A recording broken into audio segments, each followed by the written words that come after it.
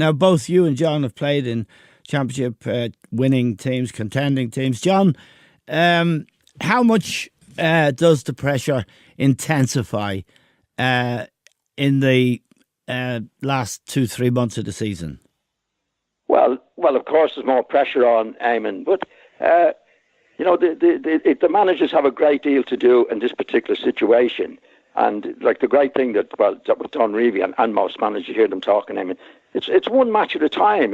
Like you can't look at 2 matches ahead. It's what you do in the next match, and that's a mentality that's bred into the players from the manager. To say, don't be worried about what City do from Liverpool's point of view. Don't be worried what City do. All you can do is what we can do ourselves. What they do is their own business. What we do is our business. Yeah. And one match at a time. The next match is the most important one. We go and do it then. City can't stop us beating other teams. They can only beat teams themselves. So it's a mentality that you have going into that final 5 or 6 or 7 or 8 games, Eamon. Yeah. It is different. There's no doubt it's different. And of course there's pressure, but there's pressure on everybody. And you'll find that if the players in Liverpool can't handle that pressure, then they don't deserve to be there. Yep.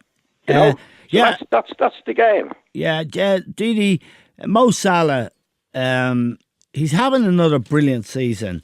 Now, he got booked for diving, and I think he did dive on Saturday. The other controversies involving him and penalties in the last few weeks, I thought he was not diving, he was touched or pulled.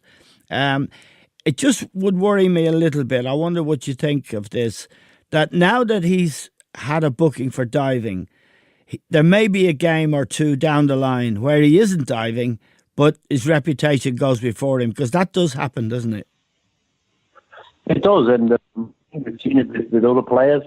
If you do go down easily, there might be a foul at some stage. You don't get it given because of the reputation the player's got.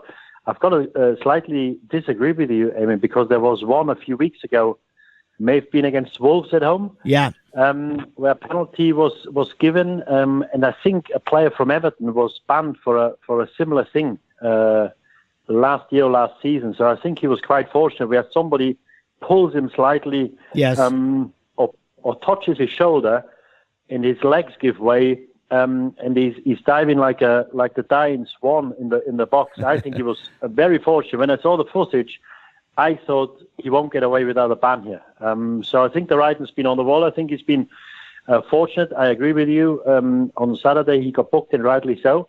But he's got to be careful, because reputation is one thing, but the other thing, if he were to be fouled in the next few games, and a penalty isn't given, you probably have to have some sympathy for the referees, because at the moment he's going down far too easy. Yeah, John, I mean, he's a brilliant player, John, isn't he?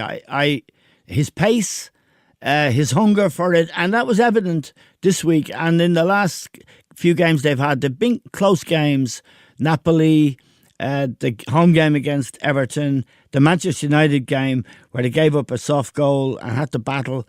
Salah, he's hungry for it, John, isn't he? Oh, he's a terrific player, Amy. Yeah. But you're quite right. You said it quite right, and Didi as well. He's got to cut that out of his game. Yes. He doesn't need to do it. He's a brilliant player. He's scoring his goals. He's got a reputation now for diving. So referees will be looking out for it. They're human beings. They'll be looking out for it. And the manager's got to grip him and say, "Don't be doing that. You're a brilliant player." He doesn't need to do it, Eamon, and he's brilliant player.